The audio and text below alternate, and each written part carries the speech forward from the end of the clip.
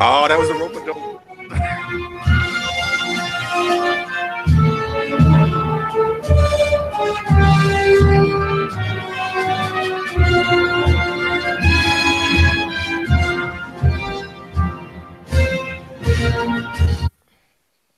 Here, everybody, and welcome to the best Star Trek Discovery podcast you've never listened to. Star Trek Discovery discussion. I have, the normal cast, people that I always have on this. It's Patrick. We can't hear you, Patrick. Patrick's I don't know on what mute. you're doing. So Anthony's gonna go. Hi, this is Patrick. Oh, go ahead. Here I am. Professionalism. And we also have. You did that to yourself. All right, people. It's Anthony here, Drunk Geek. Nice. Thanks for having me here, Mo. Always a pleasure. Welcome back to the always new a pleasure. year. It's always a pleasure. We back here. The gang's all back together. No. We got the band back together.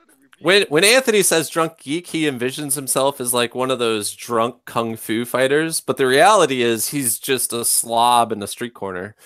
I'm actually the drunkard in like every Western. So I picture myself as a drunk monk, but I'm really that drunk in Western that no one can understand him. It doesn't really work, but he always has. Oh man, this is like, awesome. So how does that work? You guys don't understand. I've missed you guys. I've missed all of this, by the way, for coming back.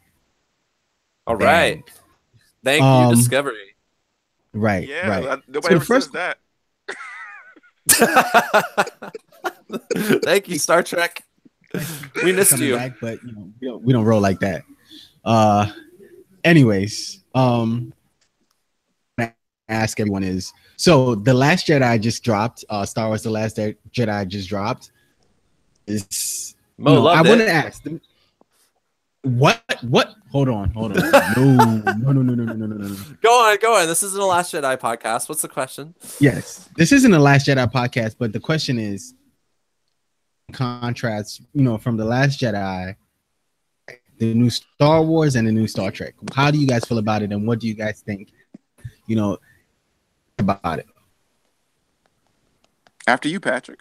Oh, you want me to go first? All right. I'm looking up the meaning of contrast. I think it's interesting just watching the two fan bases.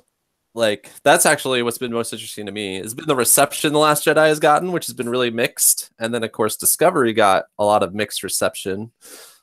So it's been interesting watching them both in comparison. Also, there's a big, a lot of both shows are kind of like pushing, minority female lead characters and that kind of stuff, which is really cool. But again, it's kind of interesting seeing how the fan communities are maybe reacting to all that. I don't know. Last Jedi, I was less a fan of as Force Awakens, but a more interesting discussion might be to me the new Star Wars world versus the new Star Trek world, and seeing how both of these older series are now having to deal with this kind of modern social media world. And in some ways, I feel like Discovery is actually doing a better job of navigating that, honestly. Part of that is J.J. Abrams and all his mystery boxes that don't actually have anything inside them, apparently. They got junk inside them. That's what's inside the mystery box. At least every mystery box that's been in Discovery so far has had actually something in it, especially after this episode, right? $50 box with $5 worth of stuff inside. Yeah, I get it. So, am I muted? Can y'all hear me? All right. I can hear you. Okay, cool. Mo usually tells me to shut up at this point. Stop hating on the things he loves. Yeah, so The Last Jedi and Star Trek. Somewhere along the lines, J.J. Abrams directed a Star Trek movie that was really a Star Wars movie in disguise. And somehow my Star Wars movies became Twilight. And I'm not really sure how this happened or where it happened, but I don't like it. What do you mean it became Twilight? What are you talking about? What are you talking about? Explain yourself. Right? This is exactly how we're going to. Go ahead, Mo. No, I'm asking. You just called Star Wars Twilight. All right. To explain. So a movie that is hyped up for some reason. They're not my vampires. My vampires don't glitter in the sunlight.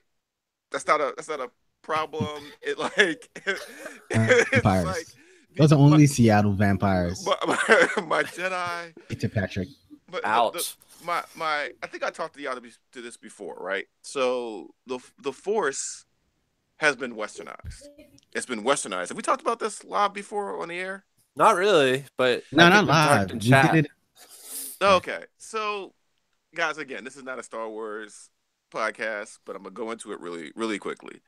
Um, the Force is westernized, and what I mean about that is, if anybody watches Extra History, it's a really great YouTube channel that dissects history, philosophies, game mechanics, all of it to storyboards.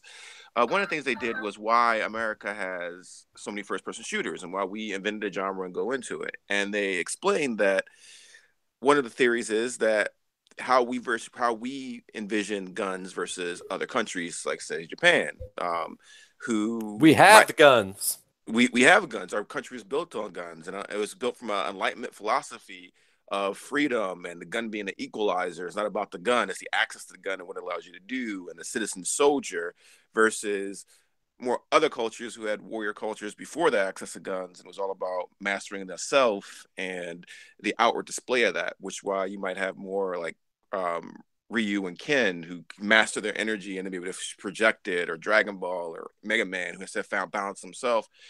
So put this on the Star Wars. Mega Man has a gun. Yes, but you have to master your internal systems actually, and it's part of you. So it's not just a weapon you can toss away; it's a part of you, an extension of yourself, if you will. So when you have the Force, where before you could have all the potential in your world, you could be Patrick Skywalker the Fourth. It comes from a long line of powerful Jedi. But if you don't spend the time to master the Force, if you don't spend time to mold how you interact with it, it do you no good. That was the argument why Anakin didn't become more powerful. He didn't spend time mastering himself and mastering the Force. And the philosophies were how you tap into that potential, whether you find peace and balance or passion, quick burst of anger, whatever. So what you're saying is Rey, she didn't do none of that. Didn't do any of that. So we westernized it for that. No, everybody has the Force. For some reason, I keep hearing this narrative that, they were opening up to the Force as everybody, not just to this one bloodline. Force has never been to this one bloodline. It's like they missed the point. Most of the Jedi we've seen and most of the Force users we've seen in these movies have not been Skywalkers. But like everybody can use it from this little boy, and it's not about learning to master yourself and have an outer extension. How does that connect? So I get that.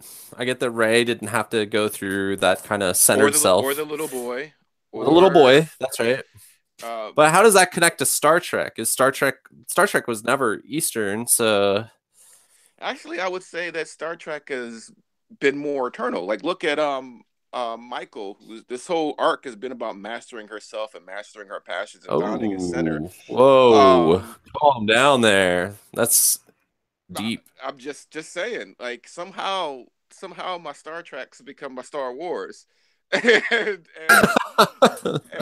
so instead of this enlightened, evolved human persons and culture, I'm seeing these humans. I'm seeing these characters have to master something of some power in themselves. That's really interesting because, like, that whole episode where Michael kind of mind melds with Sarek and like deals, like that's almost like her walking into the dark cave. Do you know what I mean?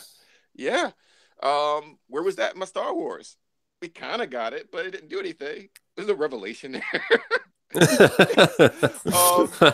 Because we wanted to skip. We get a cheat code. No, we just want to see people use force powers. Where I did use a lot of cheat codes on my Super Nintendo. Yeah, so I mean, even if we got a time jump and it was a year later, and we know that Rey had been training with Luke, you could have done all this stuff. But there is no mastery of self. It's that you have a right to access the Force, and you have a right to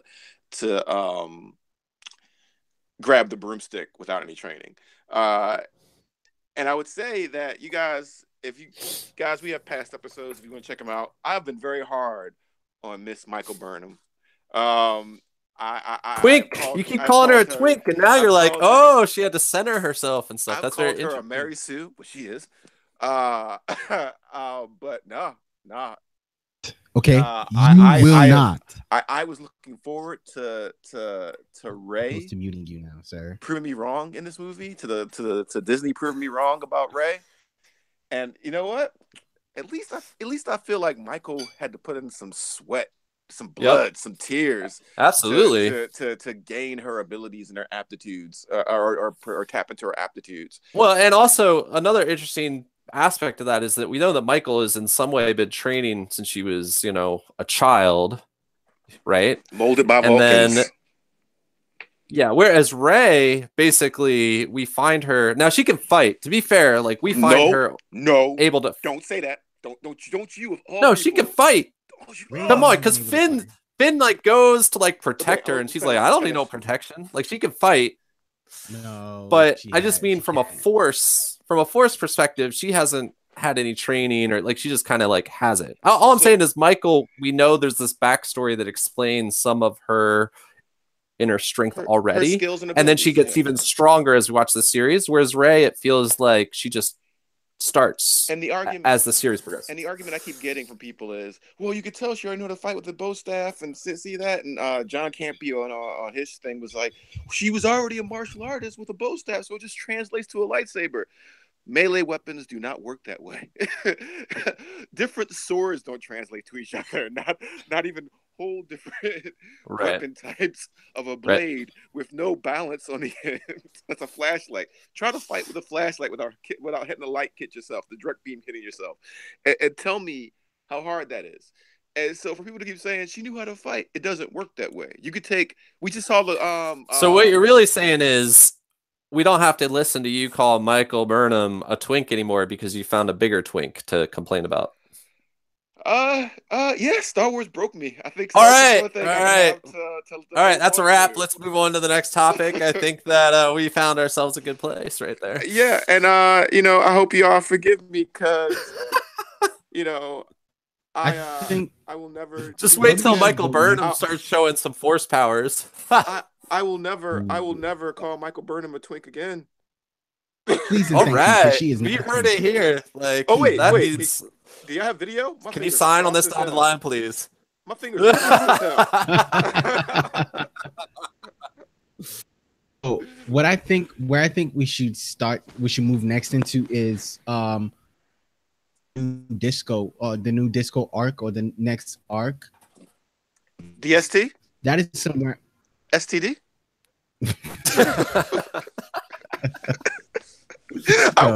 They know what it is. Y'all can call it disco all you want. We know the pattern. We know how you abbreviate Star Trek. No, because you don't call it that. Then the original STT is Star Trek DS9 because it's Star Trek Deep Space. Well, I guess it would be STD S9. STDS9, which just sounds like a more advanced STD. It's a one even less. Somebody had sex with a triple, and this is what. All right, people. Okay. I'm sorry. Let's come back. New arc or the next arc we're getting is basically rebooting the show. What do you guys feel about that, Patrick? I mean, as I said at the end of the last podcast that we did, I really felt like I realized when we ended that episode that what we had really just watched was the pilot. And unlike a normal Star Trek where the pilot takes like an hour or 2 hours, like because of the way they're able to make things now, basically stretched out the kind of story you would have seen for the first 2 hours of Voyager or the first 2 hours of Deep Space Nine or the first 2 hours of Next Generation into 9 episodes, right? And that once we jumped universes, I feel like the real show began. And that was further confirmed because I watched a little bit of the After Trek yesterday, and they said that they had actually planned originally to go to the Mirror Universe earlier. But they realized that if they went to the Mirror Universe too soon, then you were going to see these different versions of the same characters before you knew and felt for the real versions of those characters. How many characters did you feel for? Well, But I mean, imagine Oh. you had only like 3 or 4 episodes. You would even more so, right? So the idea was help you to get to build a relationship and know kind of what's a normal personality type for these characters for the first 9 episodes before we jump into this alternate universe. So for And the first, I don't honestly, I don't think we're leaving for a little while. I think we could be in this universe for a while.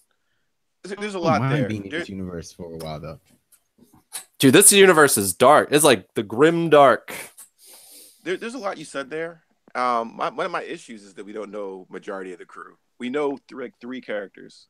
We know like I agree with that. and, I think part of that, like, can't you see though that with Frakes directing, so Jonathan Frakes, who of course is Riker, directed this episode, you could tell, did a great yeah, he really started to focus more on the rest of the crew, and he knows how to have crew interact. Even we got even a lot more reaction shots, like when Michael or Tilly or anybody else were doing something. or hotness with the metal on her face.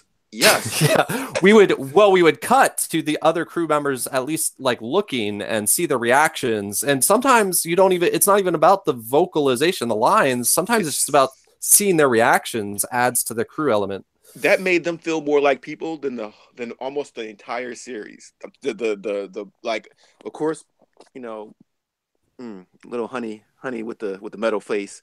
Like, what is Jonathan Frakes doing right now? He ain't doing nothing. They should just have him direct. Like, what is he? He just going to convention signing thing. He directed episodes of the Orville too. So I mean, he's getting paid both sides of this conflict. To pull up a chair. Say, give me this movie. A chair and turn it around. It's like, who's this Quentin Tarantino guy? Give it to Jonathan. I'm just saying, I would rather have Jonathan Frakes, based on this episode, direct more episodes of Discovery than go to a bunch of conventions signing people for their little autographs. Right, and the angles he used and the type, he was pulling out every director's trick he knew for this episode. He mentioned that. He said that when he directed the Orville, that when he was directing Orville, it was all about making it look like Star Trek. Mm-hmm. But when he was directing Discovery, it was all about making it feel like Star Trek. And I thought that was really interesting. He did a great job. Until like halfway through, when y'all reminded me he was directing this, I kept thinking like, oh my gosh, this episode's like just visually is great. And I don't know, like he obviously knows this medium. He knows this this genre. He's been in it for what, 20 plus years. Oh yeah, I mean, he also directed, let's not forget, First Contact, which as far as Next Generation movies is considered the best, right? So I didn't know he directed First Contact. Yeah. Oh man, I knew they all like a lot of them took turns directing episodes. I didn't know he did direct First Contact. Well, then, and some of the best Deep Space Nine episodes are his, including, I believe, the Mirror Universe episodes, which again makes sense. So I think what was the question? Well, never mind. Let's move on. Let's get into the episode. So this is episode 10. Title is Despite Yourself. Which that title came back to bite us all hard, huh? Yes. Expand. For this episode, I have it titled "Wow." Felt like everybody in this episode is doing things despite themselves. Yes, pretty much everybody. But again, like I said, I had this episode titled "Blonde Tilly" because wow, blonde Tilly. And Jonathan Frakes showed her thickness. I didn't realize she was that thick before. Like I was into it. I was like, yes, Tilly. That's our first time I remembered her name. I didn't call her redhead. I was like, yes, Tilly. What are you? See her and Michael run in that one episode when they were running around the ship, and she was like, I don't know how we're ever gonna get Mary Wiseman to come on the show. And Anthony just keeps talking about her thickness. And then she had like a strong person. I bet you she's really, I said a strong personality in real life. Listen to any back episodes. Yeah, I really hope she doesn't. Please don't listen. But I will also about this is that I could tell they had fun playing their opposites, like the opposite of personalities of the characters. Oh yeah, they had fun.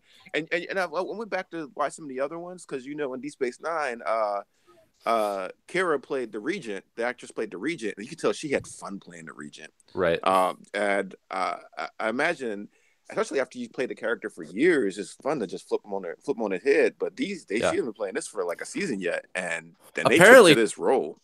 Mary Wiseman, who plays Tilly, for that scene where she first has to act like Captain and she's all awkward and everything. I love that. Apparently, they recorded a lot for that, and that all the cast said on After Trek, like that the most funny stuff they couldn't put in because it was just too funny to like mess up the mood of the scene. But they said they said at one point she just like randomly pulled out a bag of potato chips and started nervously eating it and stuff like that. Like like they apparently the whole crew like was trying not to laugh during that scene because she was that funny. She endeared herself to me in this episode, got it. Not just about the thickness, her acting, the way I'm gonna cut out your tongue and lick my boots with it. Right? No, when she dropped that line, I was like, "Wow, like, yes, Captain. Yes, Captain. Okay, oh, this. Yeah. Yes, Captain. My Captain." Anyway, so Discovery at the end of before the holiday break, they went into they jumped. Let's refresh your memory. So before the holiday break, they jumped into the mirror universe or a different universe. Yeah, we didn't know where they went. We had guesses it was mirror universe. Yes, we had a lot of guesses that it was a different universe. So they're in the mirror universe now, and we find out that they're in a different universe that exists on the opposite plane of their own universe. And in that universe, there is there's also a Discovery, but it seems like as we get further into the episode that they have replaced that Discovery. Which is crazy. That means there's an evil Discovery flying around in the other universe. Remember when I was explaining to you about quantum theory, about how they're flipping one atom from another space and time to go, another space to another side, and the exact opposite's happening on this. Yep. So that's what they pretty much implemented here in this. So that was amazing that they put that in there, because it'd have been so much. It would, it'd have been easy just to like put Discovery in there, and there's another one out there. But for them to actually put that in, I was really impressed with that. Plus it just leaves this. I don't know how long it will take for us to ever get to like the regular universe, but it leaves this kind of thing hanging out there that there's an evil Discovery flying around.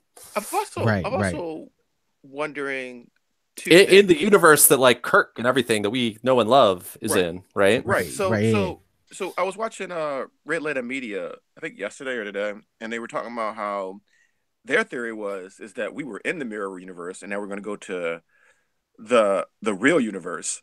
And I was like, oh, that'd been really interesting. And then I was like, but how do we know where we were in a real universe? Because everything's pretty different in that other universe anyway. So we don't even know what universe we're in. But the other thing is that now we know for sure. Now we know for sure we started in the real universe because all the information they drop about the Defiant, not the Constitution class Defiant, links back to from the original series. It links back to original series and Enterprise episodes, and so now we know that was the real universe that we just left because of all these links to this Defiant. In fact, the plan, right, is to go and find the Defiant so they can figure out how that ship made the jump, so they can jump back. And how cool is that? How cool is that? Because really, if you think about it, besides the Klingon culture, the mirror universe has pretty much been the only other consistently built culture that we've seen from outside the Federation. You know what I mean? And they're building it. I think that's one reason they brought Frakes in for this episode. They're building it out even more. Yes. One of the things they were talking about is like every single badge, for example, you saw on uniforms and stuff has a specific honor and a specific background to it. And like they're like putting up, because we're spending an extended time here, they're able to build out and it's there. Like a lot of the Mirror Universe episodes have had to do with people coming from the Mirror Universe over to our side. So they're going to be able to really expand the Mirror Universe. Yeah, Deep Space Nine went there for a couple episodes, I think. But yeah, you're right. But we kept getting more history about how, like, because we know what happened when Spock took over. Like, we know what happens when Spock takes over. We know what happens when the Cardassian Klingon. I don't know. You gotta tell me. That's why I wanted you to. So Spock would take place after this. Like, what happens with Discovery? What does Spock do? So Spock in the original series was still about logic. He was still a Vulcan that was about logic. So he wasn't necessarily as mad, crazy, sociopathic as the Mirror Universe version of Spock was still about logic. Universe, right. So after that episode to defeat that version of Captain Kirk, the evil version of Captain Kirk and all that, and they go back, Spock goes and takes over. The original series leaves it as that Spock was going to go take over or going to reform the Empire, the Terran Empire. It was the good guys won and they influenced this and the universe is going to change. So Spock Mirror Universe goes back to the Mirrorverse to take it over and make it good. Right, and he eventually becomes the I don't know if they called him Emperor. It might have been like Commander in Chief or something like that. Well, right now there's an Emperor, so right. So that's also very interesting. But let's go with Spock first. So Spock, you don't know what happens. You assume that he took over until you go to Deep Space Nine. Deep Space Nine, the Regent, Karen Reese counterpart, she's over. Like, yeah, Spock reformed the Terrans, and they were all kind and hearted, and they changed their culture. And but they made a lot of enemies, and we formed together, like the Klingon Cardassians formed together, and we were with them, and we took them over and enslaved all the humans because they were so weak now.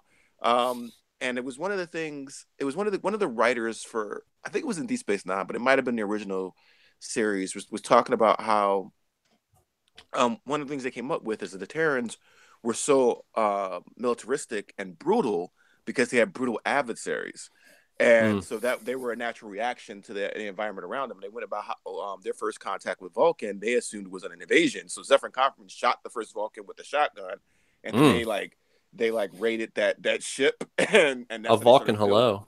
Yeah, and they kind of expanded from there. And that the Klingons were pretty much brutal like there are in our universe, but Cardassians and everything else. So they became brutal too to protect themselves, and that's how they spread. That's how they started to spread out.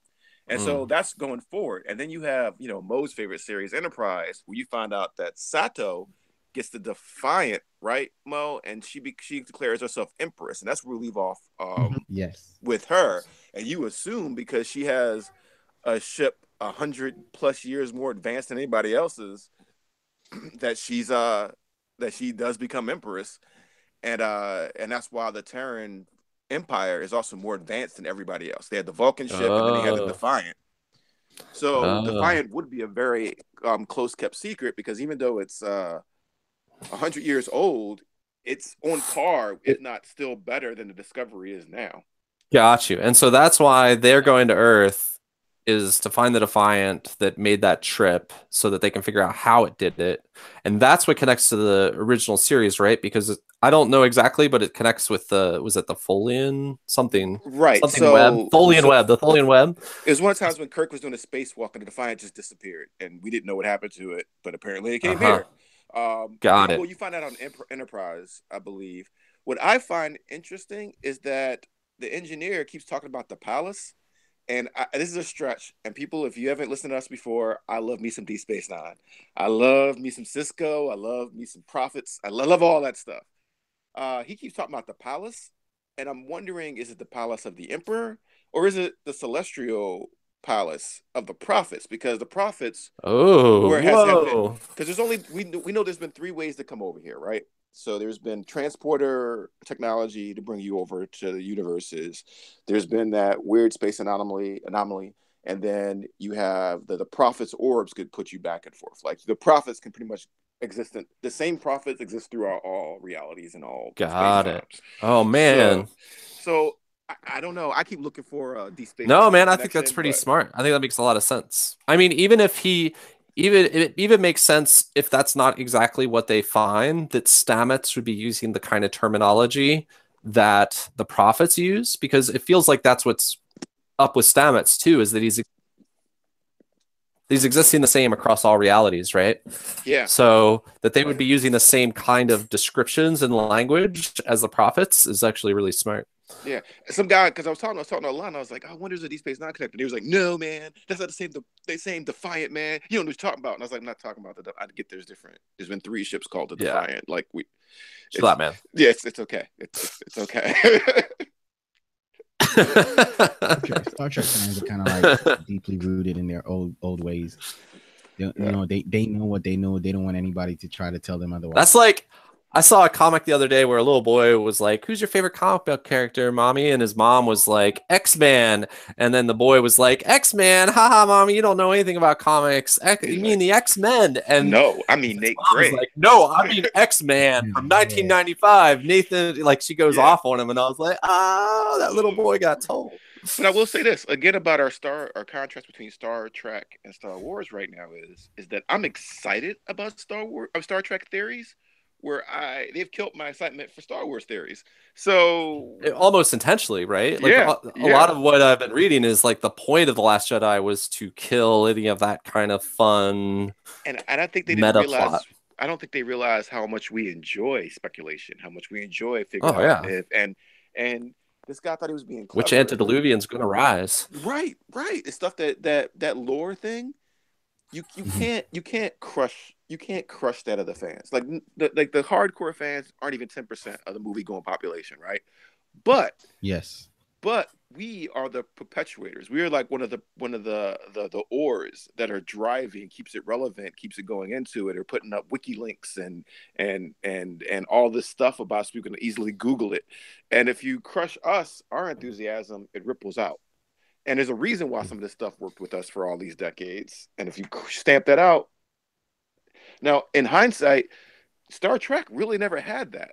Star Trek wasn't really a speculation, long-term story mythos type thing. Star Trek was more episodic. Partially because it was so serial. Yeah, it was so episodic. It was so it was like one or dones that didn't really leave a lot of speculations. Like you might think, oh, in fact, that's why, Anthony, I think you have to reference Deep Space Nine so much, because Deep Space Nine is the beginning of the story actually being told across episodes rather than just it was a saga. So if it was whenever in the 90s, we didn't have a lot of saga television. You had Babylon 5, which is a saga, which is one of the reasons why the first season is kind of wonky, but then it gets better every season after that. And you have Deep Space Nine, where they had one or dones, but there was always a thread connecting all these things together to get to a bigger story plot, which is fine. I have no problem with that style of storytelling. But even in Star Trek, Deep Space Nine, there weren't a lot of big mysteries. It was more like, oh, what are going to happen with these characters that we know do this?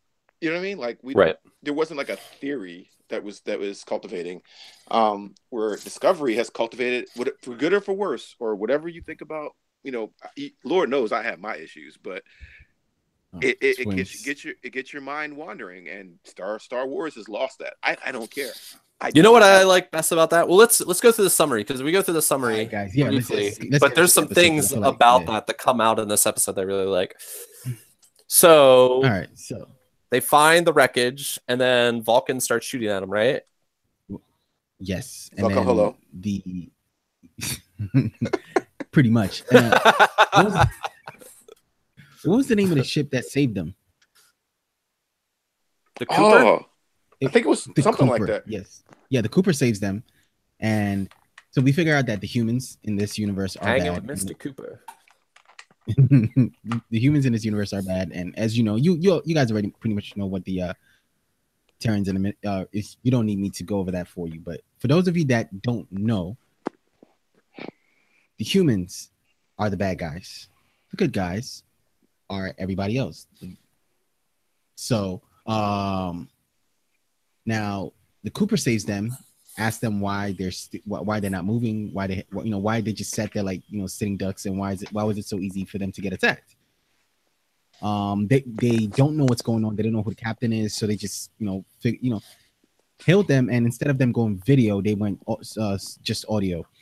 And he tell them, look, man, we stuff happens. We're just here. Thanks for the help. Thanks for the assist. Moving past that, they go salvage a. What did they salvage again? It's like the computer system for the black box. Ship. Yeah, the black box basically for a Klingon ship. Yeah, so they salvage that from the Klingon ship, and then they find out who everybody is, and that's when they know where they are, because at this point they still don't know where they are. Well, and he found it out pretty quickly though. Like apparently they just check quantum signatures everywhere they go. I was like, come on. You're just checking for quantum. Oh, just yeah. Well, they knew they weren't in their universe, but they kind of, I mean, to be fair to them, they had a lot of clues pointing that way, because they knew they were exactly where they were supposed to be in space. Right. But everything was different.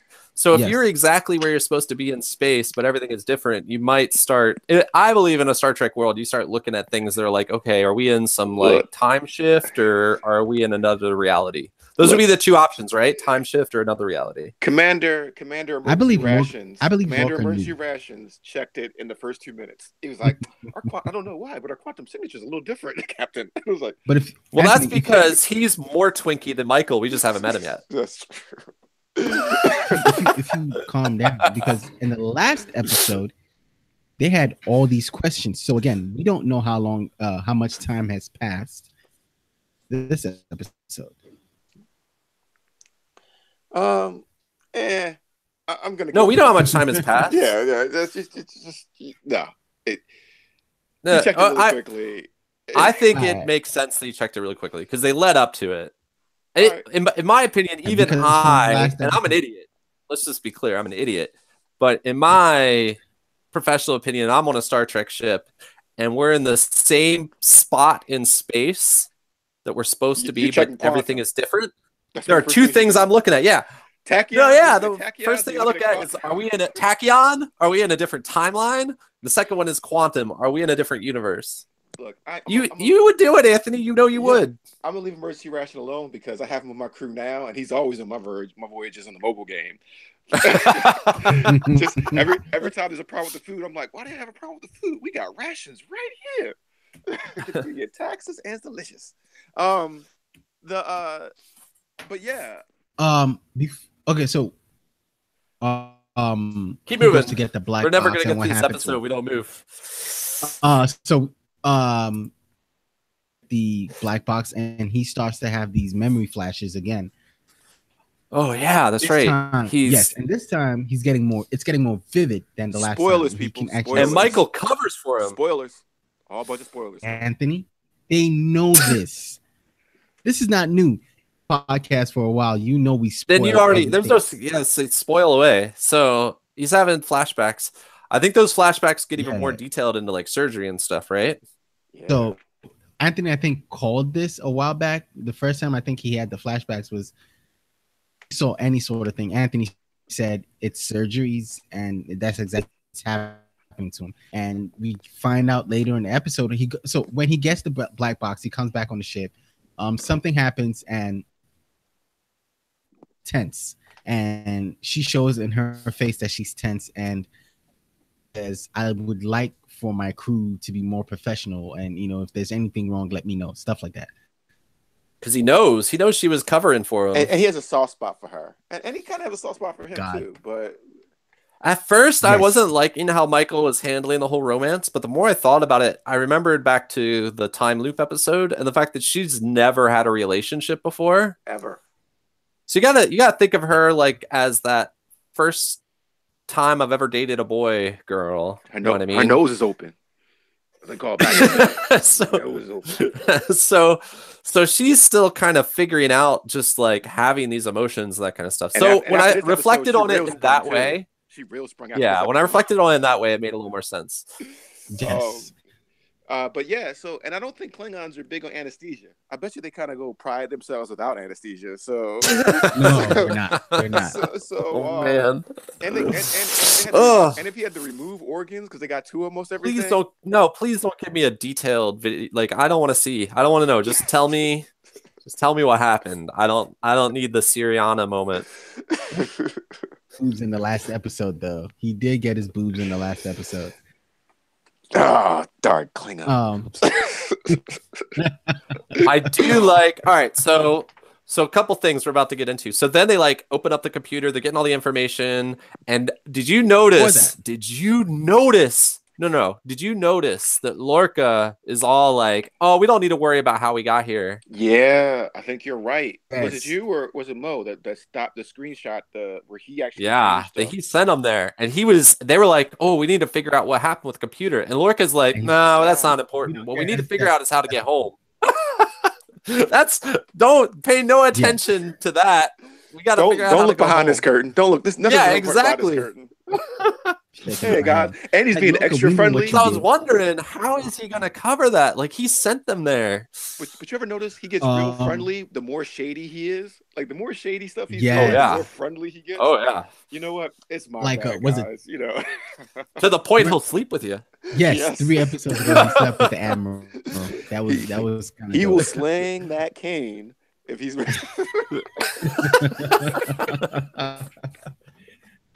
So moving past that, Ash goes to confront Laurel. You do to me, and she goes, "I'll never let them hurt you. Open She- up the cage. I'll let you know." Blah blah blah. She Winter Soldiers him. Manchurian Candidate starts spinning. Yes. She tells him, she says the code. He opens up, and then in the middle Hello. of Hello? anything, you are supposed to know who you are. Something's wrong. Yeah. It's, Can I stop you for a quick? So Sure, go again, ahead, go for it. I think he directed that beautifully because again, if you're a casual Star Trek fan, the minute somebody says Kalos, you know they're talking Klingon, right? Right. And so when she said that, he was like Kalos. I was like, oh crap. like I confirmed my theories episodes ago, but I was like, you just gave everybody. Well, all right. So this is what I really like. So we've had this theory for a long time, right? That Ash is Vulcan, Vulcan is Ash. But we've had a lot of questions about how that worked, right? And that it just didn't feel right because Ash felt like he knew so much about being a human and all that kind of stuff. This is a perfect example of like the fans digging into something and be like, this doesn't make any sense. And rather than them just like hand waving and be like, pay no attention, they actually dealt with it. Yes. Like dealt with it big because even later on when he goes to the doctor says, you know what, I already ran scans on you, I don't need to run scans on you. He's like, no, run deeper scans. And it was then called they the find Manchurian scan. He called it a Manchurian scan. I love that little nod. Oh yeah. And he was like, so we could tell when people are brainwashed, which is also funny. They had the scan now, but we know in future generations, there's a lot of brain traumatized, Manchurianized people right around that no one does this test for. But yeah, whatever. Maybe it's like a drug test today. It's like considered like you can do it, but it's considered an invasion of privacy to do it. Maybe this is the Wild West of Star Trek years. So you're right. right. So what happened? So what's really interesting about that moment is after he has that moment with Laurel, he has a moment with Michael, and she comes into the mess hall. He's drinking, and she goes, "What's going on?" Well, also, what what's interesting is Laurel says it's not working, so something went wrong with his Manchurian Candidate wiring. First of all, that's really key. Yes. Yeah.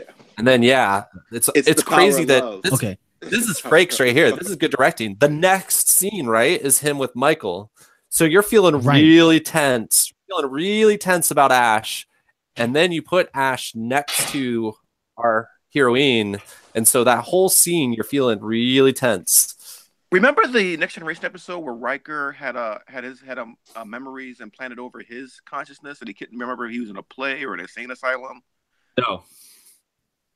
All right. Well, there was an episode like that, and I was I think that it's kind of perfect. He got to direct this episode.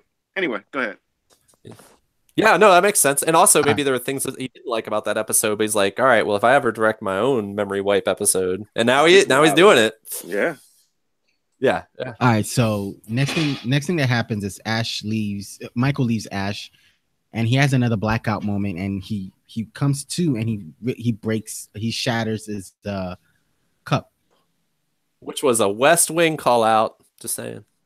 It was a West Wing call out right there. Almost you can talk about this whole episode and find something from some of the show or some of the moment in TV on this episode. But it didn't copy it. It was like homages to it or little nods to it. Yeah. It was I think ever since that West Wing episode that deals with psychological trauma is generally considered one of the first TV episodes to ever actually deal with what psychological trauma looks like. Mm-hmm. And so in that moment, there's that classic moment where Josh does the same thing. He breaks a glass, he's gripping it too tight and he breaks it. And ever since then, you've seen other TV shows when they're kind of trying to show psychological trauma, they'll do that exact same thing. Because Alright. they becomes don't shorthand. It becomes shorthand in television for psychological trauma, basically. right, and it's what the populace can like latch onto because now it's in the right.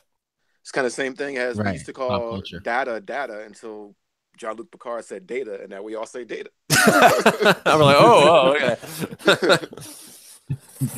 All right, so we leave the mess hall and we get to that scene where Patrick was talking about how everyone is like, hey, we should look into computers and find out what went wrong or how things happen. And Lorca's like, how about we just skip over that and just figure out how to get home? And from there, he calls down to engineering and they find out we can't go nowhere because Stamets is out of it. What's wrong with Stamets? Stamets keeps saying a couple things. And one of the things like Anthony called out was he kept saying the palace. And I totally forgot about that Deep Space Nine connection. I think there's something to that, Anthony. I think so. It's something we're going to because I want to see the Cisco show up. I just want to see the Cisco show up because he can show up anywhere. God. Oh my it's God. Not going to happen. If he does. but I got hope. If he does. Anyway, so I would lose. It'd be crazy if he showed up experiencing something from one of the Deep Space Nine episodes while he's in the Discovery. Sorry, go on. Yeah. I would lose my mind. Anyway, so we find out that okay, so moving forward, we find out Tilly's the captain of Discovery. What's his name? Lorca was a captain, but he tried to mutiny against the Terran Empire. Seems like something he would do. The Emperor destroyed his ship, but he escaped, which is literally almost what happened to him in this current universe. I have some theories about that too. Oh, some theories. The Shenzhou exists. The Shenzhou still exists, but it's not being captained by Giorgio. And I'm thinking, was Michelle Yeoh too expensive to bring back? No, they wanted I don't Michael to be know. captain. Typically for first season. So here's what's interesting though, Mo. That's not there, they give a call out to that character not being there. It's almost like they purposely don't mention her, which makes me wonder if she's going to be involved in Terra. Like if she's Earth or if she's even the Emperor. You have Michelle Yeoh and agree to do a show. Even if you got to film her scenes early, you'd probably use her as best. Yeah, like absolutely. Yeah. I mean, they didn't waste Ned Stark because we can't afford you for 8. And didn't she say that she shows up at some point, and we just assumed it was a flashback or something? Right. Yeah. Right. So we might see her again. This might not be the end of it. I just think it's peculiar that they don't mention her. And apparently, the faceless Emperor has a thing for Michael, so that could be anything. Oh yeah. Or it could the faceless Emperor sends Michael as like the premier bounty hunter. Right. Or it could be a 120-year-old Saito from Enterprise. Michael as a I know she's not technically a bounty hunter, she's like captaining the starship, but like as a Boba Fett style hunt you down. I could think of very few people I'd want least besides Michael tracking me down out of Star Trek lore. I'm talking about. Anyways, Michael. So okay, never mind. I was trying to move away from that point. So also one other thing, the Cooper's crew is really dumb. You didn't notice the USS? Oh yeah. I was like, if we ran into a U.S. ship and it had the USSR, there's an argument that everybody's kind of ruled by fear. So if you can just play into their fear, it's one of those worlds where you don't ask questions because you don't want to ask questions. Because if you ask questions, bad things happen. So what's that USS? I ain't got nothing to do with that ship. That ain't my ship. Exactly. That is exactly right. So they come up with a plan. Okay, so the plan is to get on the Shenzhou and use the Shenzhou to find what are they trying to find? Mo, you're cutting in and out on my end. Yeah, but they're trying to find the Shenzhou because they need more information. Because remember, all they have is a Klingon computer. They don't have a Federation computer. So they're going on Shenzhou. Defiant. Yeah, to access an actual, not Federation, Terran Imperial, whatever ship, so they can access the real computer system and see if they can find out more about the Defiant. Did we explain what the Defiant was? They believe do, you did. but it's real shorthand. That's why. No, did we explain to the people what Defiant was? Yeah. You guys explained with the past episodes, right? That it's this. Yeah. It's a Constitution class ship that teleports back in time to the mirror universe somehow, and now it's this advanced technology ship in like Enterprise era mirror universe, and that the person who's the captain of it basically takes over as the Emperor, and bad stuff happens. Yep, Empress. Go ahead. Cool. Empress. Sorry. All right. Okay, so they come up with the plan to get on the Shenzhou, and hey, the plan is Tilly's gonna hail the Shenzhou and have them come over here. And Tilly is nervous. Whole makeover. Everyone goes through a whole makeover. All the crew go through a makeover. And the cast are having so much fun. Yes, it looked really fun. SS to ISS, finally they had to change that out. Lorca, no, we see a totally different Tilly. She has to be a more powerful, more forceful Tilly than the Tilly we have in our current universe, because Tilly's nice and is a nice person. She's passive. She talks. Want to do what Tilly go? She's passive, but once she has that power, yes, there's a Killy inside of that Tilly. It's like, she was like, we got to finish up this patrol first. She's like, if that was my ship and you were my crew.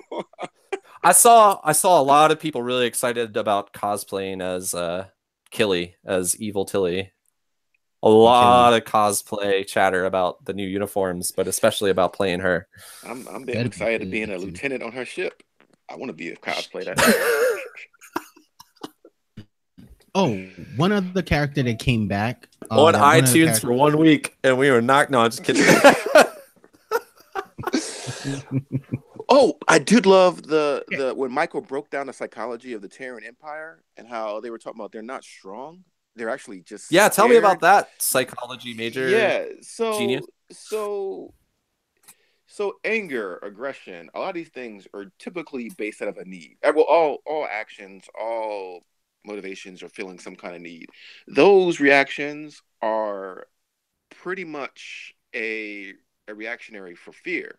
So right now you have a whole command structure, whole government structure that's predicated on hypervigilance. So it's not even like Klingons where you got to be messed up and then train like somebody. You could be assassinated at any time for almost any infraction or even looking weak. Just in fact, appearance of right. Connected to that, Anthony, one of those badges that I was talking about, like one of the medals that they can wear on their uniform, is Master of Poisons. See? So, and it's almost survival of the fittest, which doesn't necessarily mean the strongest. It could be the most craftiest, the cunningest. It could be you use sex as a weapon. It could be anything in that sphere. But once you have a culture that's nothing but hypervigilance, eventually you don't know how to react to anything else. The gland that secretes that to have you act that way, eventually it runs dry, and that's just your state. So if you ever see a traumatized kid grow up and you see the scans of their brains versus kids that aren't heavily traumatized growing up, completely different. It transforms how you're able to interact with those around you and the environment around you.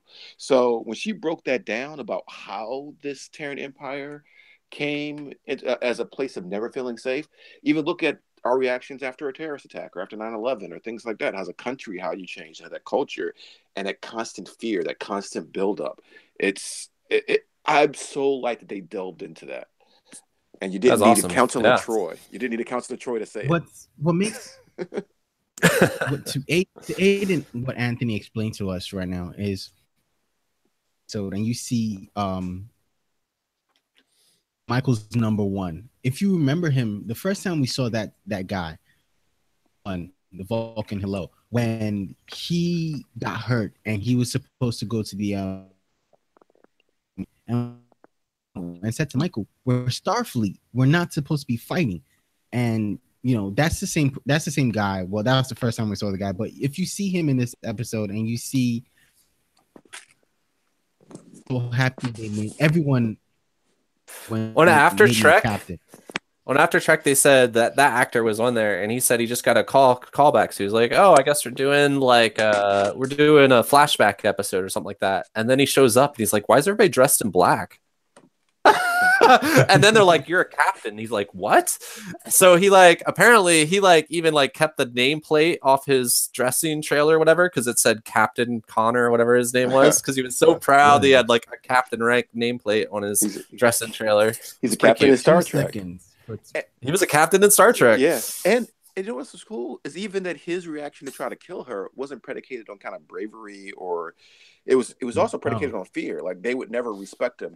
Fear of the crew. Yes. He needs the crew to respect him, and the only way he's going to regain that respect is if he kills her. Yeah, because the first thing he says to her is he's trapped. He either kills her or the crew kills him. I see the way they bow. I was so happy when they made me captain, who bows to me, but they don't bow to me the same way they bow to you. Before he decided to kill her, they bow down and raise up with knives in their hands. Yep. That's how, like. Yeah, they also that was another interesting part. If you look at all the uniforms, they have knives as part of the uniform and a phaser like as part of the uniform. Whereas normally Starfleet, it's like, okay, now we hand these things out, but everybody walks around in this universe armed at all times. Well, look at like Europe, the different ages when you carried around a dagger. Right. Or not even Europe, Asia, anywhere. You carry like if you didn't have a knife or a sword or something, like you were really defenseless. It was how like the heck are you supposed to be looking at computers and like checking out science stuff when at any moment somebody which is why you have to project that fear. What's your body count? Yeah. Like Wild Bill Hickok got shot in the back of the head. Nobody shot him in the front. Yeah. So yeah, that's that. I loved everything about that, and it also harkened back to that little sash with the knife and the weapons in the original series when they did the Mirror Universe. So all this, that every once in a while, when I'm going to call BS or something in Discovery, they give me these little details, these deep cuts to be like, yeah, man, you got. Yeah, I agree. That's the real contrast between Last Jedi and this, I think. And maybe the next Star Wars movie they'll fix that and they'll give us those deep cuts to make everything right. But right now it feels like you don't actually care about the depth side of things. And Star Wars, that's the real Episode 8. right. But the funny thing is that's how a lot of people are thinking with the like change, like how there's no way that Ash can be Vulk because there's no precedent or blah, blah, blah. But they gave the deep cuts to explain it. Which we got to get to that scene. Is that the next scene? Yes. I think that's what's next because either that or we skip that. Well, Ash goes to the doctor and asks the doctor to scan him harder, and he's like, okay, well, I scanned you before, we know what's wrong, and then the doctor finally does Anthony a scan. Have you ever seen a sick bay in Star Trek only have one person standing in it? Never. There's always some background person in a uniform. There's always some extra. Sorry, go on. Next Generation had that Asian woman in the background for 2 seasons. Uh-huh. We found her name. See? No, Dr. Bashir had like 5 people. Sorry, go on. Even the doctor had Kes. But I think Lorca is already either Lorca said because he said to the doctor, you're not gonna be able to watch what's his name again. But have we ever seen other medical staff? There's other medical staff. I think he's sneaking in at this point to go see his boyfriend, and he happened to be there. And this is my theory. He's sneaking in to go see his boyfriend. He happened to be there when Ash walked in, and so Ash walks in and is like, "Oh, you're here." So again, it's not a staff member. When I used to do treatment foster care for this mental health issue with a kid in the hospital, some medical staff had to sit in that hospital room with that kid all hour of the night. Nitpicking. Well, the problem is that Ash isn't seen as any kind of problem, and nobody will flag him as a potential threat because the problem is in Starfleet, the moment you're flagged as any kind of anything, you're sat down. And Ash is feeling this tension before he lashes out. He's feeling this tension of we're in this do or die situation where my crew, my family needs me. And my love interest. And at the same time, I am like going through deep psychological trauma. And so he's kind of in a catch-22, which is why he's trying to subvertly get help, right? Yeah. So it looks like everyone in this scene right now, in this sick bay scene, is kind of like doing things undercover because I think the doctor is not supposed to be there. Ash is also not supposed to be there. So it's like, you know where that comes from? It all roots back to Lorca. You know how like basically the way like I run a store, that's how my staff act, right? Like that's so like Are you Lorca? no, I'm just saying that Lorca acts with all this secrecy and all of this kind of Yes. subversion, and so it Yes, makes and pretty much sense the captain. that It trickles all down. the way down through his crew, it would trickle down. It's the only trickle down effect Right. that actually works. Yeah. Because it doesn't involve Oh, money. man. Right? Oh man. But that's a good point. Anyway, that so he's breeding secrecy Ash- on his ship, unlike like Captain Picard for but who It's open. trickles down his own like diplomacy down, or Captain Kirk who has a Right. cowboy Right. mentality, or Cisco that's like, I'm gonna knock you out. Can we talk about my captain real quick? No. What did Okay. John Archer that he likes beagles? Beagles? Everybody did like that beagle. Everybody, I like that beagle. I was upset in the Calvin universe when he said he killed that beagle. Or ran away or something. Oh, you know, I was sad. in his mirror episode, he had a Rottweiler and not a beagle. He did not. That's gangster as hell. That's On racism everything. right there. Yeah, it is. In his mirror episode, he had a Rottweiler. That's He did racism. not That's have- dog racism. He did not have a beagle. Beagles are the good race, and should've- Rottweilers are the evil race. It should have just been a beagle with like a spike collar. That's what it should have. I just cared. Think about how would you mess with somebody like you in this universe where everybody can be backstabbed for weakness, right? And you see your captain run around with a small dog in his hand Mhm. or a dog. Person, Oh, you killed him. I You would kill him not. straight up. I would not mess with that man. Like I wouldn't Claw mess with from him. Inspector Gadget. Right. Anyway, so Ash talks to the doctor, and so the doctor scans him, and the doctor says, "Look, man, they're different. There's something else that I didn't see the first time. You have tissue damage that I didn't spot the first time." And he's like, "No, that's from Like my whole body parts are moved around and stuff, like organs like, Said and your bones are spine was changed. shortened. Your His His spine was shortened. your femur and all these good Your things." And he goes, femurs were shortened. Please don't And he show that was well. scene.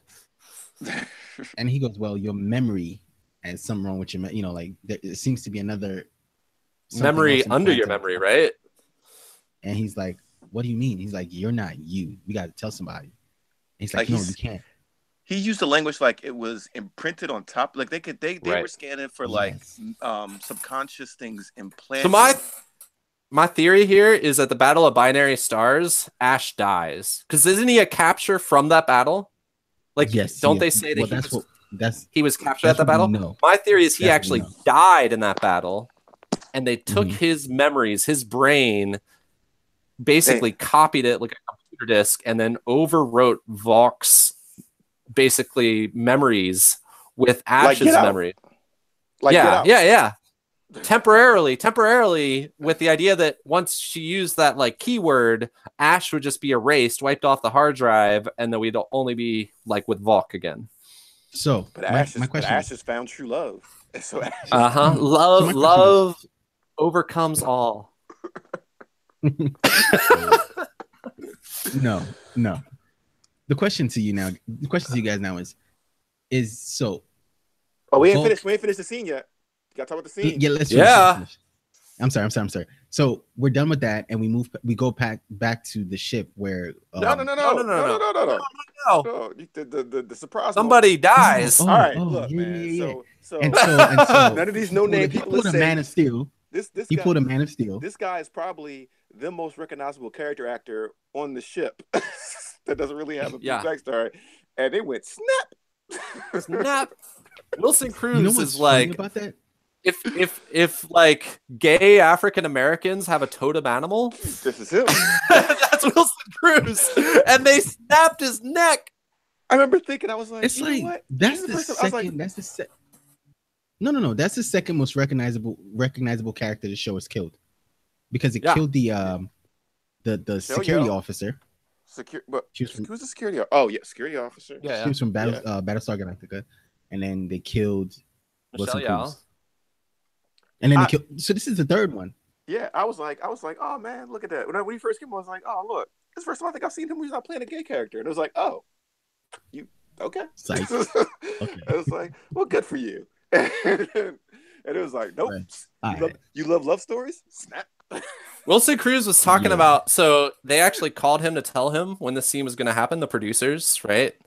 And Wilson Cruz was like, he saw their like caller ID, and he's like, "Oh, great, they're calling me! I'm so excited!"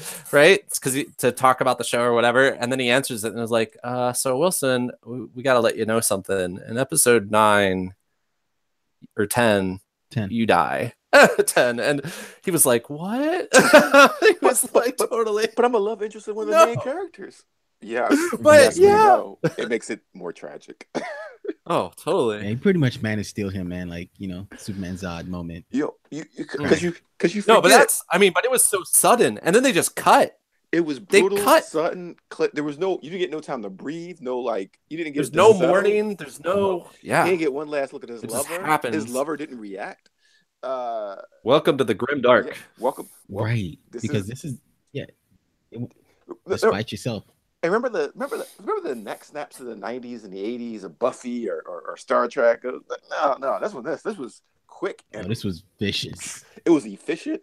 You're like, and I remember thinking, I was like, you know what? Starfleet probably has some of the best engineers and best doctors. These guys train all their lives to perfect their art because they don't get paid for none of this stuff. I was like, we kind of forget that all the soldiers have perfected their art of killing people. Or was it strength? Because any other series, they sure don't show it. Those red shirts. But any other series, it'd been a little fight. He'd have tussled over a table. It'd have been like some dramatic music. Not STD. Discovery. STD kills you quickly. No, actually, you know what's funny? So, Anthony, you remember my friend Wesley? Yeah. He like studied like Brazilian jiu-jitsu and all kinds of martial arts and stuff, and he said the easiest way to take somebody else out is just to snap their neck. Like he would always say, if you're in a fight for life or death, just snap their neck. Yeah. Amazing. So we just learned. That's why you don't mess with wrestlers. Podcast. Like wrestlers we just learned on Earth 2 Comicast how to kill someone quickly and efficiently. No, thank you very much. You actually have to know how to. That's the kind of content we provide here at Earth 2 Comicast. So, but disclaimer: it is actually very hard if you don't know what you're doing to break somebody's bones or snap their neck. So don't go out trying this. Don't think this is going to save your life. If someone robs you, give them their money and run. Coming for the guy who used to sit out on the stoop breaking bottles to try and get a right break. So that he would know how to properly break a bottle if he ever needed to get in a fight with one. Oh, okay. Let's get back into this. I did it, so you didn't have to. Yeah, I did it, so you didn't have to. Moving on to the Enlightenment of Man. Go to Star Trek. All right, so well, we get back to the elevator, and Michael just killed her dude. So she comes out, and the crew's we all saw that coming, right? Like we all saw as soon as the elevator, he's gonna try to stab her, right? Oh yeah. Oh, totally. And her back was turned too. I was like, why is your back turned to this guy? Like, did you not understand it? Oh, and why didn't she just neck pinch him? Did she forget? Did she get? No, she did at one point, didn't she? She went for it, and something went wrong. Yeah, something went. She did. She went for it. Yeah, in this universe, we learn how to kill Vulcans efficiently. Oh yeah, Vulcans are the bad guys. So I bet they fight Vulcans in fights all the time. So they got to know how to. Wait. I just thought about this. So in original series, Spock was still first officer. Yeah, I was wondering about that too. How does that work? They were Vulcan rebels. Maybe that. But so are Vulcans accepted? Because it was Vulcan and Klingons were allied in this versus Terrans. Well, they said they said they were Vulcan rebels though. So the humans must still be xenophobic, but I guess they just accept Vulcans. Some Vulcans, maybe Vulcan society split or something. Who knows? Maybe we'll find out. No. If you guys have watched the Enterprise one, the Vulcans are slaves. What? You guys didn't watch? You guys didn't watch it? Oh, come on. No, I don't watch. I don't even know. I watched it, but I'm saying that it doesn't. Haven't we talked about that intro song? And sorry, go on. So in Rome, your slave isn't your second in command. Like the slave, like Caesar's slave wasn't given commands to Mark Antony. You know what I mean? Mm-hmm. In the original series, Spock is second in command of the Enterprise. Well, so maybe something happens. Thus far, they've given me a lot of reason now to trust that they're going to tie that together. Because I thought about that too. Please go watch the Enterprise version of the just watch those 2 episodes and you understand. Well, all right. So if in Enterprise they're slaves, and if in the original series they're like equals, something happens in between. Yes. And I'll tell you, right? Because Archer makes T'Pol his first officer. in Enterprise Mirror Universe. Oh, Yes. Wait, oh, doesn't she revolt in Enterprise? Am I forgetting this? She wasn't in initially first officer. So there's that scene. So she becomes the first Vulcan who's not a slave, and then you fast forward, and now you have. That makes sense. That does make sense. Yes. But she did. But didn't she betray that captain though? Yes, she did. Yes, she did. Well, I But mean, eventually that just puts you up in rank in the Terran Empire, though.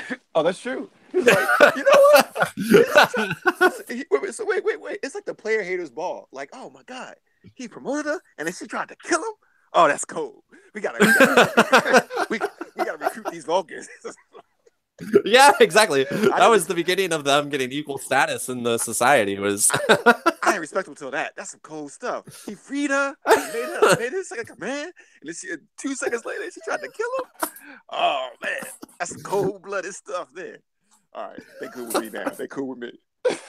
All right.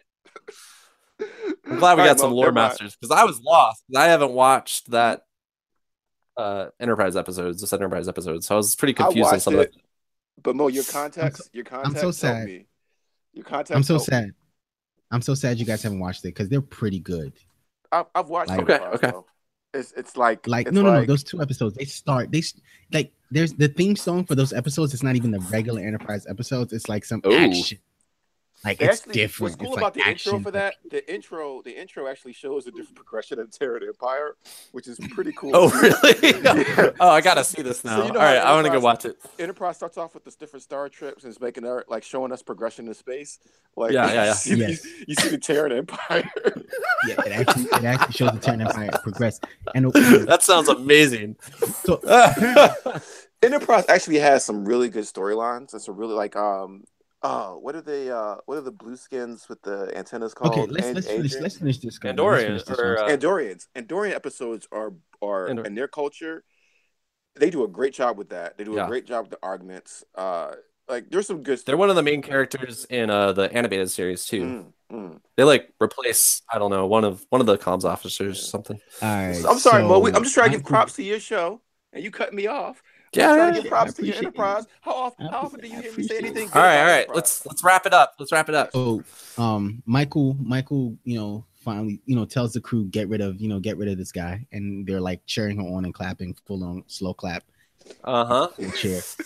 I hope he was still alive because it was a stab wound and he heard their claps. Oh, you know what we missed? We can just briefly mention is Lorca gets thrown in a torture chamber, but that's fine. No, because I thought about this. I tell you, Patrick, I'm sorry. if we ever get sent to an alternate universe and you say, "Hey, take care of this prisoner," make sure you put on that. Do not torture Anthony while you getting laid in your room.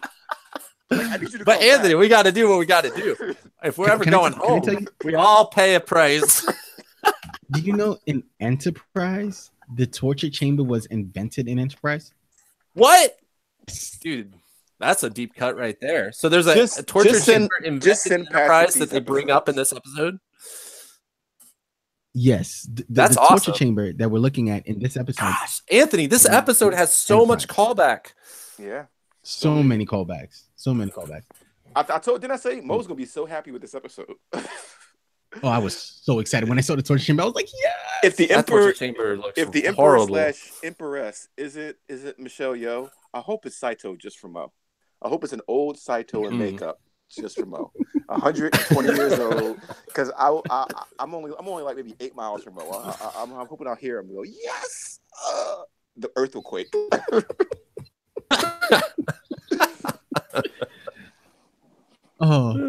So anyway, they go to all right, I'm done. So Michael, I'm sorry, I'm so Enterprise geeky now right now. See, yeah, he thought about it just now. He's like, oh, maybe it is. He's like, and you know what? Oh yeah, she can live. And this. It's only 100 years. The next thing that happens, right, is that they reconnect. She calls back to Discovery. She says, I've been way too busy just keeping them off my trail to actually do any research on the computer systems. I actually really like that scene.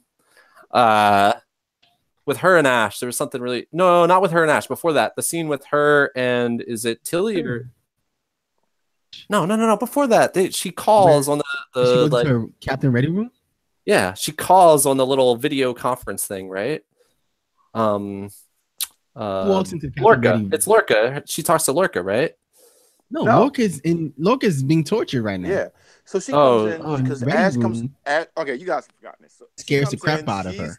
She's Ash sneaks up on her and she's like, "Oh, da da da," and Ash is looking kind of creepy He's because like, we're all scared of what he's going to do now. And he's Heck talking, yeah. and he kind of reaffirms that he's going to protect her no matter what. That's his mission. No matter what's going on, he's going to protect her. He reaffirms. At some that. point, she makes a secure call. Who does she make a secure call to? Because they're like, "Is this channel anyone. secure?" All right. I could have sworn. I don't remember Maybe that, she did but call this shit. Saru? We Is probably it have to Saru? go back on. but she's taken off. She's taken off his he's taken off her boots or whatever, getting comfortable because she's had a hard day.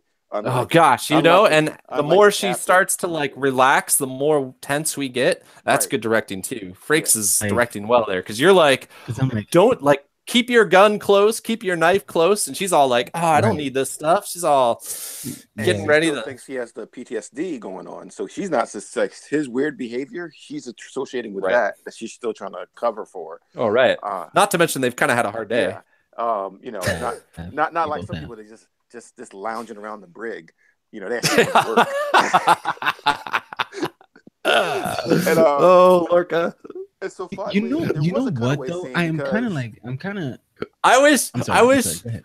I want to like go back and redub that episode with a little Lorca torture chamber picture, like overlaid in the bottom right corner, so that you are aware that every minute that every other thing that's going on in this show, Lorca has been tortured also since getting he's tortured. got there. And Since just he's keep got that going.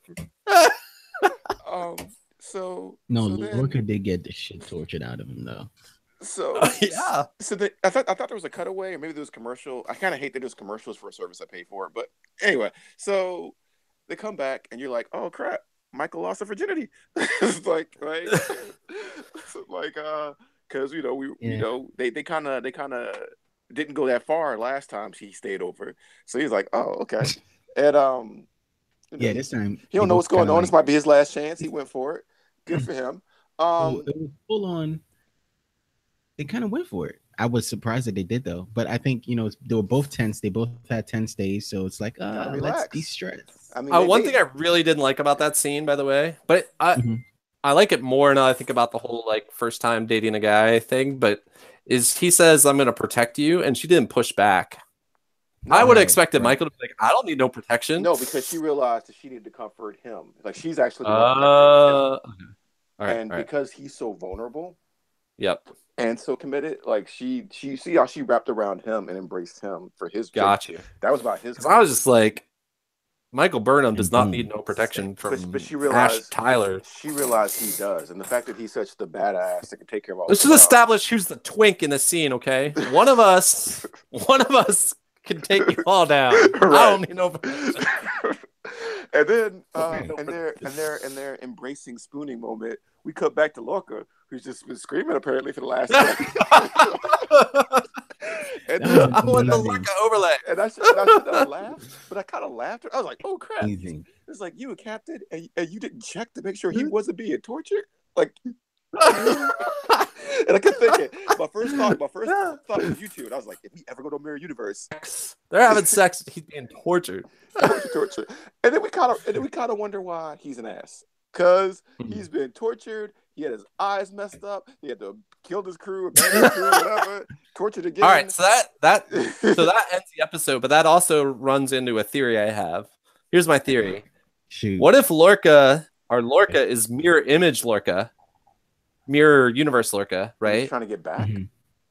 No, he jumped, so he would be part of the rebellion. The rebellion's getting their butt kicked, and he jumped over to the Prime universe to get help.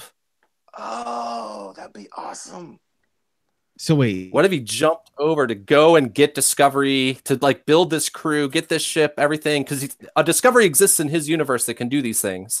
So what if Right. he jumped over to get Discovery so that he could come back with like the most powerful ship in the Federation or whatever? So is other Lorca? Oh no, I guess because he's on that ship. Oh, that makes a lot. Well, the of other Lorca could even be dead, Yeah. or well, no, the other Lorca could be the Lorca one that isn't dead. Burnham actually killed. Yeah. Yeah, Or yeah. yeah. So because there is a whole mystery on it, they didn't find their bodies, so we don't know Right. what happened to them. Oh, Right. So But that'd be cool, anyways, and that would explain his darker attitude. That would explain And his also his non-Starfleet. scars. Remember, he has all those scars on his back and stuff. Yeah, that would explain his and non-Starfleet attitude about stuff that people complain about. That Yep. would be right. really freaking awesome. And we wouldn't know when that switch happened, so it could be that the relationship he had with the Admiral, the original, like happened with real Lorca, like Prime Lorca, and then the switch happened, stuff like that. And didn't she say, "I don't even know you anymore. You're not. This wasn't the Yeah, same man she I did. slept with. Right. This wasn't the same man Yeah. I slept with before, or something like that." How about Patrick, Yeah. that'd be awesome. how about when he came over to Prime Universe? He came to his ship, and he ended up having to destroy the ship to kill our Prime Lorca. So, I don't know. Yeah, I Would mean, it there's a lot of cover options, tracks? but I'm just wondering if just Lorca is actually Mirror Universe Lorca. Would explain why he Makes actually so put in the much coordinates. He actually put in the coordinates to come here. Right, exactly. He's going And back why? home. Right. Why he pushed so hard. Mhm. sense. Yeah, and he would have technology because they're Promo for the next episode. and they're 100 years more advanced than us. I mean, more advanced than the Prime Right. timeline. So, Yes. oh my gosh, that'd be great. I still want the Cisco to Can we show talk up, but about- that'd be great. Thanks for- Can we talk That's just about a guess. the, I haven't seen anybody else talking about that yet. That's just my guess. this is the first time you ever heard that. So if you see that anywhere else, know you got it from Patrick. Well, still out I'm there. sure there's some other great minds out there, but you know. We like our great mind with the glasses, so we're good with that. Anyways, let's talk about the promo before we end this podcast. 3 shots out of the promo. I took 3 screenshots and mailed with you know what Oh, you're cutting I'm out. talking about. Okay. Oh, so Mo is dead. I stabbed in the back and took his command. So now it's the Anthony show. So yeah, talk about the screenshots of the. Okay. Sarah was trying to mind meld with Michael. I think she was trying to tell him, "Look, we're here to help" or something, and he was like, "I don't believe you," and so he tried to mind meld with her Makes sense. there, and Ash fighting Volk because Volk is in this episode. Is it? I think that's in his Klingon? mind. No, think that's, that's in his not in his mind. That's real. That's real. That better be real. Wow. How do you it's in his know? mind? Oh my god! I think it should be real to to show Because Mo says it. That's why. Because Mo.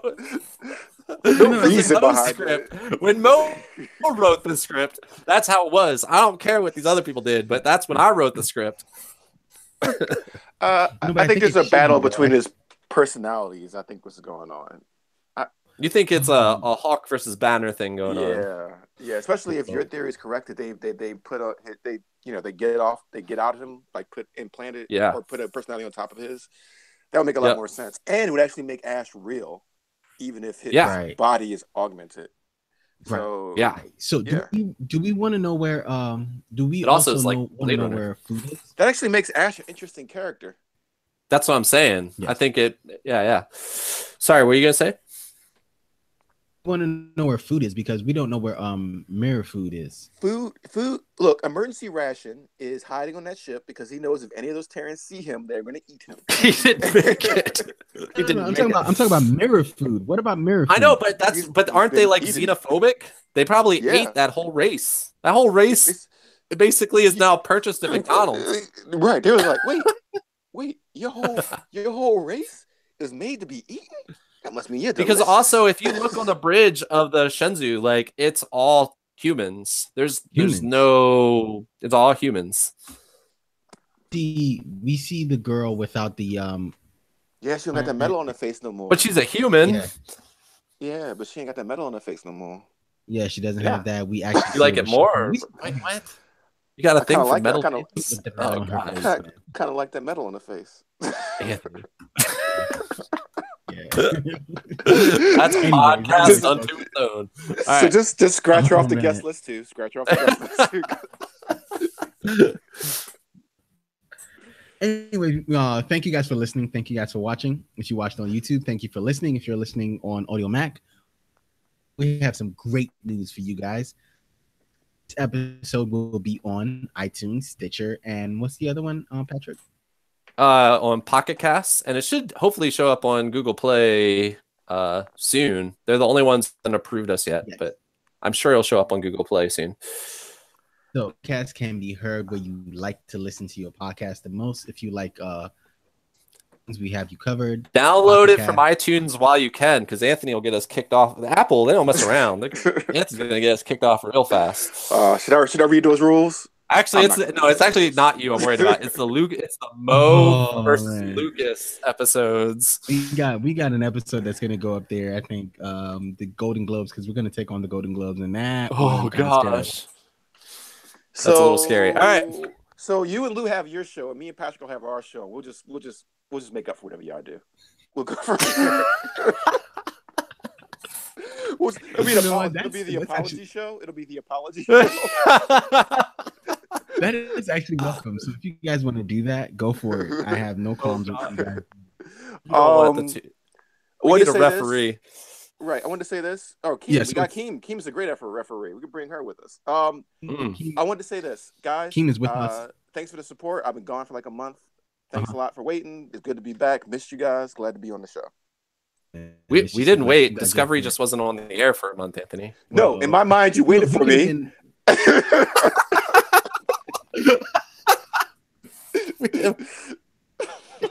Oh man, that's awesome. We already made plans for Keem to replace you, and it's fine. Thank you again, Patrick. I want to thank Patrick. I thought this cast was pretty entertaining. You should definitely listen to the Runaways podcast, because the Runaways podcast. Watch Runaways. You don't have to watch Runaways at all to find that podcast entertaining. You don't, because we have interesting characters on there. Oh, I wasn't invited. The most interesting. Yeah. I wasn't. You're invited next episode. Yeah. I mean, all right. I want to take this time right now to thank Patrick for everything Patrick has done for Earth 2 Comicast. Appreciate everything you've done, Patrick. Legit.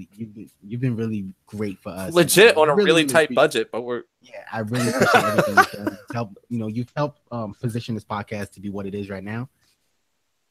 Thank you again. Thank you very much. Thank you, Anthony, for introducing me to Patrick. Yeah. God damn, that's my intro. This is Anthony, friends of Patrick. Friends of Patrick. It's college. It's college all over again. And I want to thank everyone. I want to thank everyone out there that listens and follows this podcast. It's good to be back doing Discovery. We're going to be doing this for, I think, 3 more episodes, because Discovery's done after. I think they're going 12 or. What are we gonna do when this is over for like 2 years or something? I think we should all pick our top 10 Star Treks. Period. Star Trek. It could be episode, movie, whatever. Well, and then it's going to be Enterprise. And then, well, Mo, you can't say that now, because now I don't want to do it. So we'll figure that out. We have to figure that out now. All right, but that's my hear you talking. Fun. All right, that's a good idea. Thank you guys for listening. Thank you guys for watching. Thank you guys. Thank you again, Patrick and Anthony, for helping me do this. And we've been talking about Star Trek Discovery, episode 10, Despite Yourself. Thank you for listening, and we are out. Peace.